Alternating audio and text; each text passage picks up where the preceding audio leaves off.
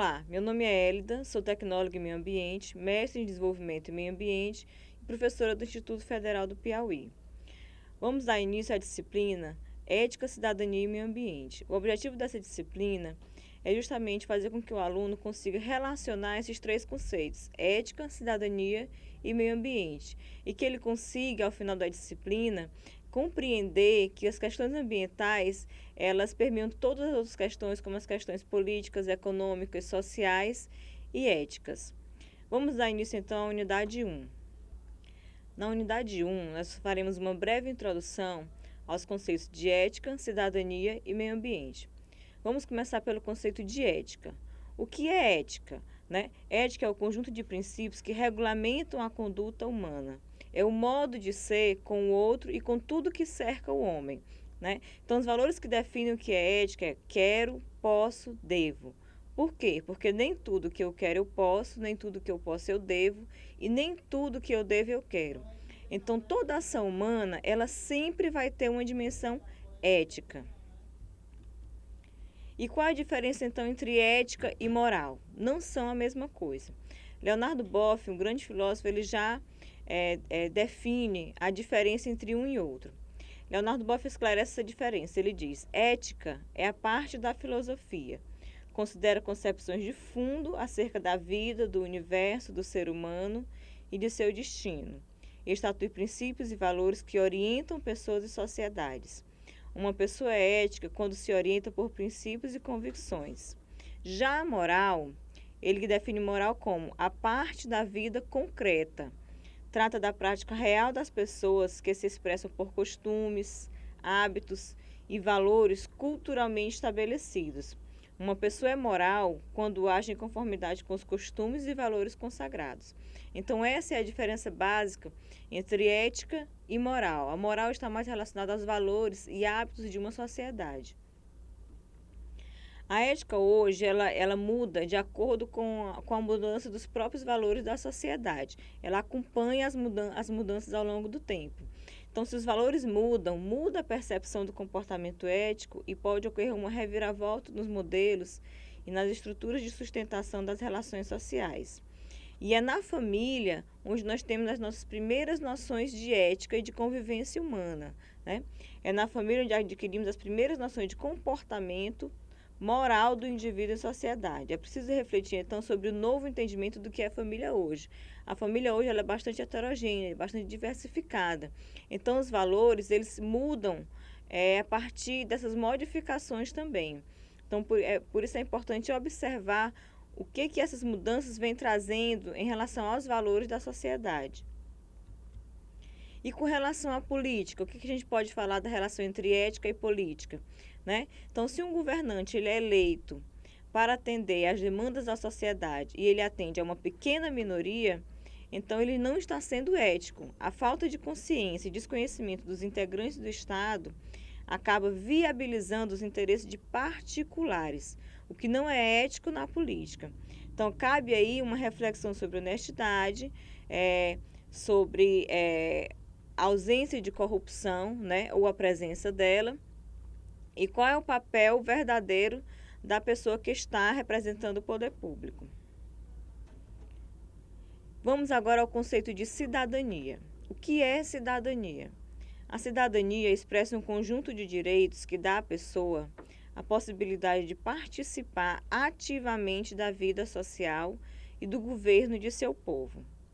Qual é a relação entre ética, que é o conceito que vimos anteriormente, e cidadania? O que um tem a ver com o outro?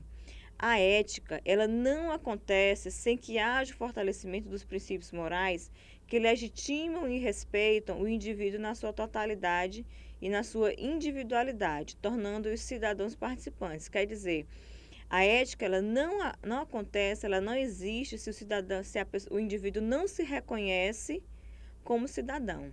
É preciso que o indivíduo se veja como um cidadão ativo, participante, para que exista um comportamento ético.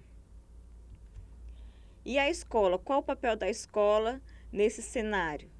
Escola, democracia e cidadania. Bom, O ser humano, ele não nasce, ele não é naturalmente justo, ele não nasce uma pessoa justa, ética. Esses conceitos, esses valores, ele aprende na escola. Daí a importância da escola na formação do cidadão. É na escola onde ele vai aprender regras de convivência, valores morais, comportamento ético, né?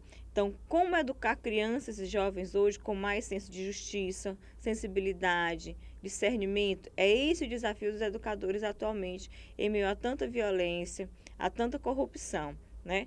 Então, aí, olha, percebam aí a figurinha. Só a educação produz cidadania. São várias pessoas diferentes, né, representando uma sociedade heterogênea, segurando a bandeira do Brasil. Porque é esse o intuito da educação, é fazer a escola democrática e cidadã.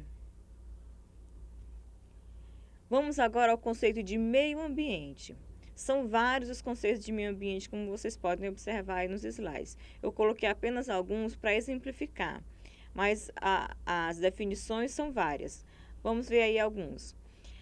Nós podemos definir meio ambiente como as circunvizinhanças de um organismo, incluindo as plantas, os animais e os micro-organismos com os quais ele interage.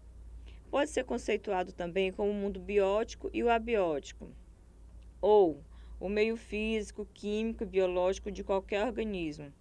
E também pode ser conceituado como um conjunto de condições, leis, influências e interações de ordem física, química e biológica, que permite, abriga e rege a vida em todas as suas formas. Que essa última definição é a definição da lei da Política Nacional de Meio Ambiente, tá? Então, observem que nessas definições que eu falei anteriormente, não está incluído o homem como parte do meio ambiente. Mas será mesmo que o homem não faz parte do meio ambiente? Será que quando aquele trabalhador rural vai morar na cidade, ocupa uma área de risco, sofre enchente, alagamento, não tem saúde, não tem emprego, não tem infraestrutura na sua moradia, será que esse ser humano ele não faz parte do meio ambiente, né? Então, será que nós, como seres humanos, como cidadãos, estamos fora do meio ambiente? Eu acho que não, né? Eu acho que nós estamos inseridos, fazemos parte do meio ambiente, da natureza, assim como qualquer outra espécie. A crise ambiental, ela fez com que houvesse a necessidade de se propor, então, um novo conceito de meio ambiente. A partir do momento que nós percebemos que os problemas ambientais, eles englobam muitas outras esferas, a esfera social, a esfera econômica, a esfera política, a esfera ética, nós temos a necessidade de compreender o meio ambiente de uma outra maneira, de uma maneira mais holística. O que quer dizer holístico? Quer dizer uma maneira mais total, mais completa. Então, o meio ambiente ele pode ser considerado o resultado da combinação dinâmica dos subsistemas biológicos, físico-químico e social humano, que, em determinada porção do espaço, tempo e momento social, formam um conjunto indissociável.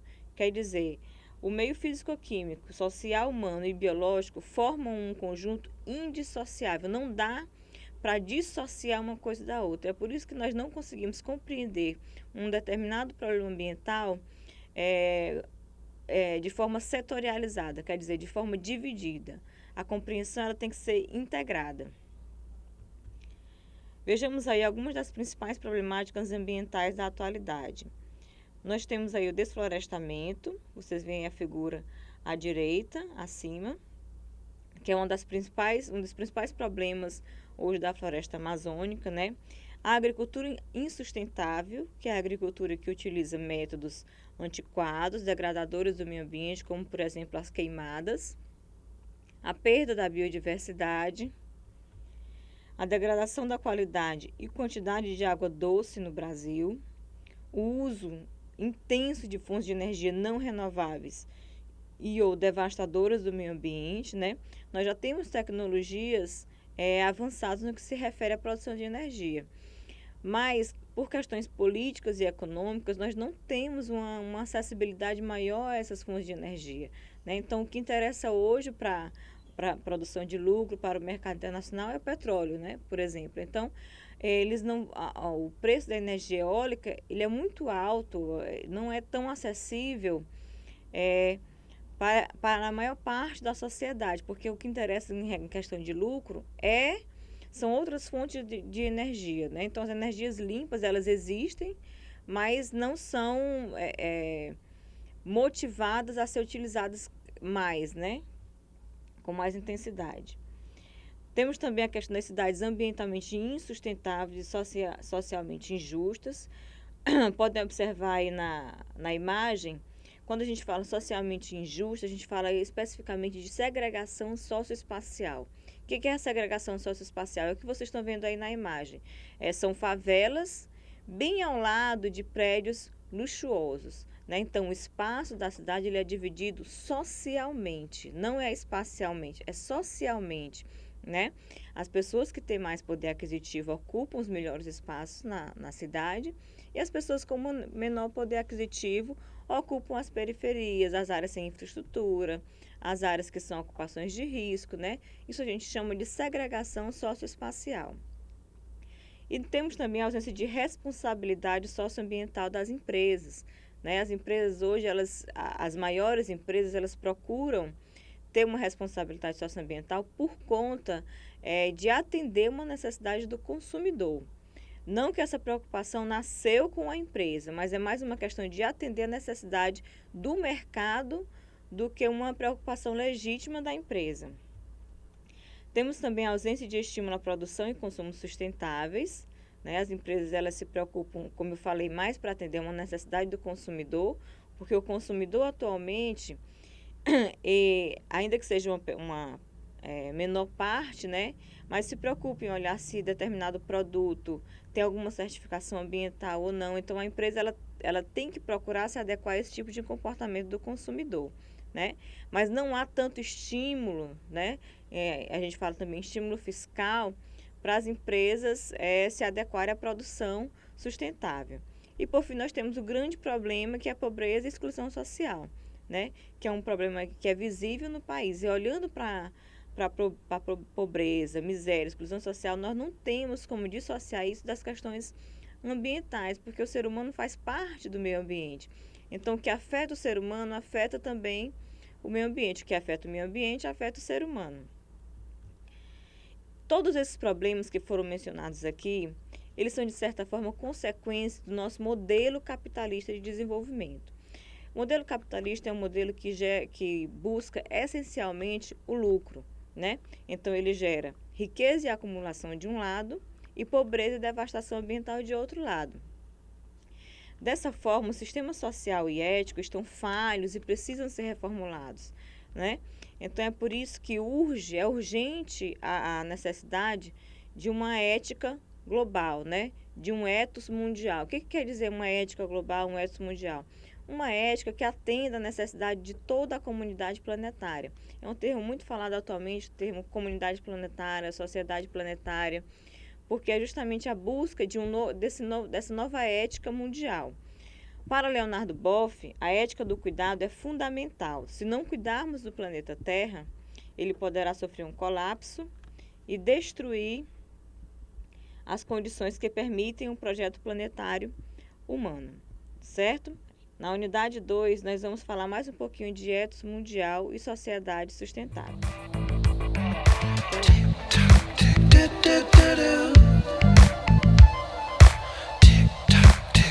Então,